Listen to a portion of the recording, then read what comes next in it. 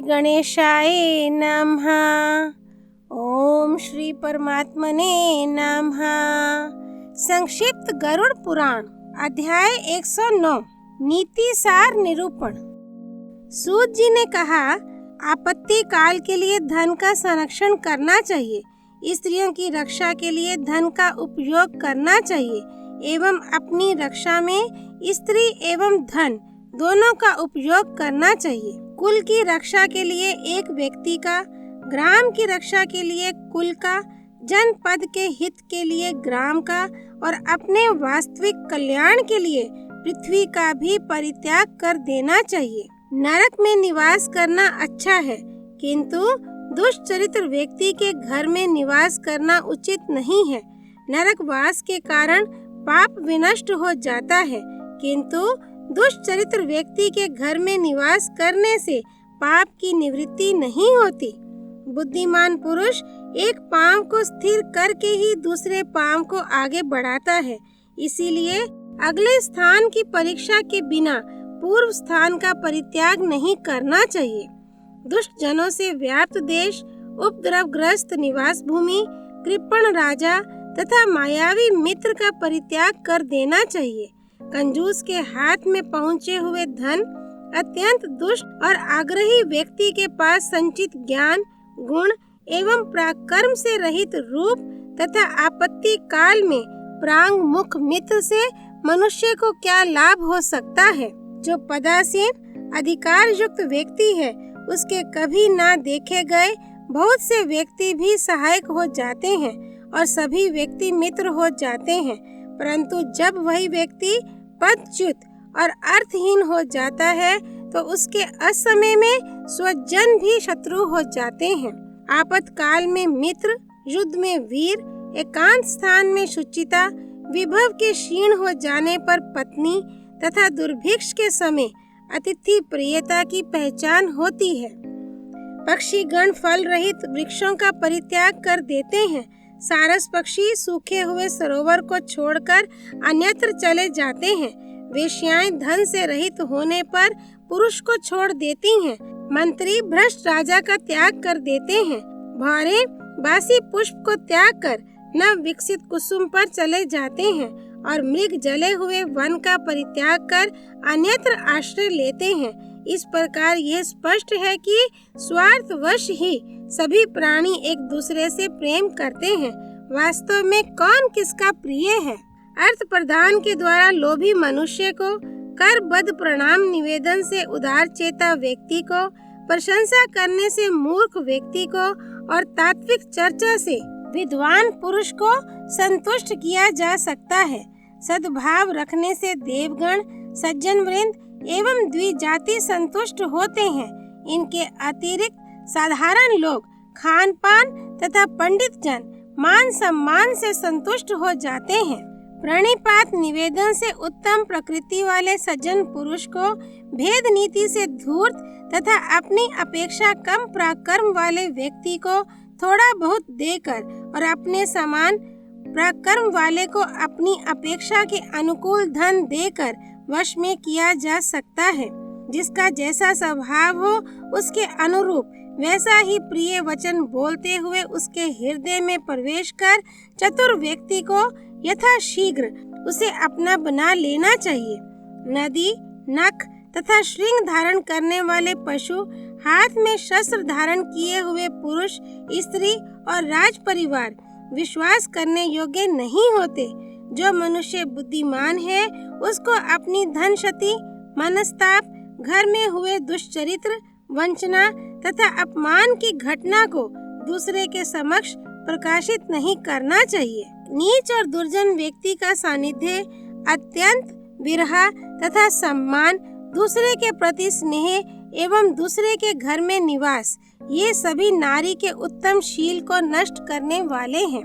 किसके कुल में दोष नहीं है, रोग से कौन पीड़ित नहीं है, कौन दुखी नहीं है और किसकी धन संपत्तियां सदैव विद्यमान रही हैं।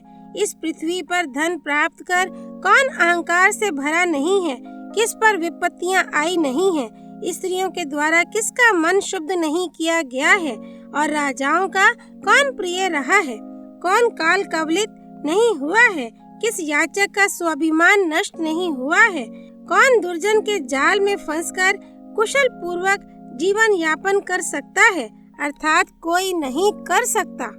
जिस मनुष्य के मित्र, स्वजन, बंधु बांधव नहीं है, जिसके पास अपनी बुद्धि नहीं है, वह कैसे अपने जीवन में सफल हो सकता है? और जिस कर्म के संपन्न होने पर भी फल का उदय नहीं दिख रहा है, उस कर्म के अनुष्ठान से क्या लाभ?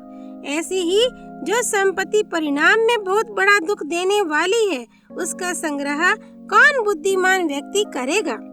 जिस देश में व्यक्ति को सम्मान ना मिले, आदर भी ना मिले, अपने बंधु बांधव भी सुलभ ना हो और विद्या लाभ की भी संभावना ना बनती हो, उस देश का परित्याग कर देना चाहिए।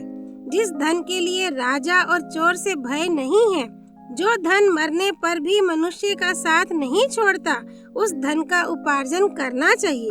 प्राणों को भी संकट में डाल देने वाले परिश्रम से जिस धन का अर्जन किया जाता है, उस धन को तो उत्तराधिकारी लोग यथोचित विभाग के साथ अपने काम में ले लेते हैं, परंतु प्राणों को संकट में डालकर धनार्जन के लिए परिश्रम करने वाला व्यक्ति धन के लोभ में जिन पापों को करता है, वे पाप ही उसकी धरोहर बनकर उसकी नरक यातना के अथवा कुत्सित योनि के कारण बनते हैं। संचित किया हुआ तथा बार बार विचार करके सुरक्षित रखा हुआ कदरे कृपण का धन चूहे के द्वारा एकत्रित किए गए धन के तुल्य है। ऐसा धन दुख देने के लिए ही होता है। उपार्जन कर्ता को उससे कोई भी सुख प्राप्त नहीं होता। ऐसा व्यक्ति मात्र धनार्जन का कष्ट ही भोगता है। ऐसे ही व्यक्ति जन्मांतर में दरिद्र होने के कारण नगन होकर अनेक प्रकार के व्यसन से त्रस्त हो रूखे स्वभाव वाले हो जाते हैं तथा हाथ में खप्पर लेकर घर घर भीख मांगते हैं और ये लोगों को बताते हैं कि दान ना देने वाले को ऐसा ही फल मिलता है। ऐसे भिक्षुक कुछ दीजिए, कुछ दीजिए ऐसी बार बार याचना करते हुए संसार को ये शिक्षा प्रदान करते हैं कि दान ना देने वाले मनुष्य की यही दशा होती है। आपकी भी मेरी जैसी दुर्दशा ना हो, इसलिए आपको दान देना चाहिए। कृपण अपने द्वारा संचित धन यज्ञों में नहीं लगा पाता है और अपने द्वारा मांगकर इकट्ठा किए धन को गुणवानों को भी नहीं देता है। इस प्रकार का कृपण के द्वारा सुरक्षित धन चोर और राजा के काम में ही आता है। कृपण का धन देवता, ब्राह्मण, बंधु तथा आत्महित के लिए नहीं होता, वह तो अग्नि, चोर अथवा राजा के लिए होता है। अत्यंत कष्ट से अर्जित किया गया धन, धर्म का अतिक्रमण करके अर्जित किया गया धन अथवा शत्रु को साष्टांग प्रणाम करके और उसकी अधीनता स्वीकार करके प्राप्त किया गया धन, इस प्रकार का धन तुझे कभी प्राप्त ना हो। विद्या का अभ्यास ना करने से वह विनष्ट हो जाती है।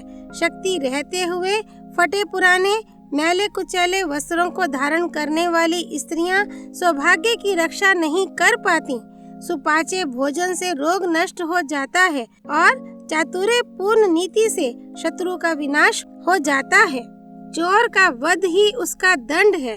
दुष्ट मित्र के लिए समुचित दंड उसके साथ अल्प वार्तालाप करना है। स्त्रियों का दंड उनसे पृथक शैया पर शयन करना तथा ब्राह्मण के लिए दंड निमंत्रण न देना है। दुर्जन, शिल्पकार, दास तथा दुष्ट एवं ढोलक आदि वाद्य और स्त्री आदि सम्यक अनुशासन से ही मृदु स्वभाव को प्राप्त करते हैं। ये सत्कार मात्र से मृदु स्वभाव वाले नहीं हो पाते।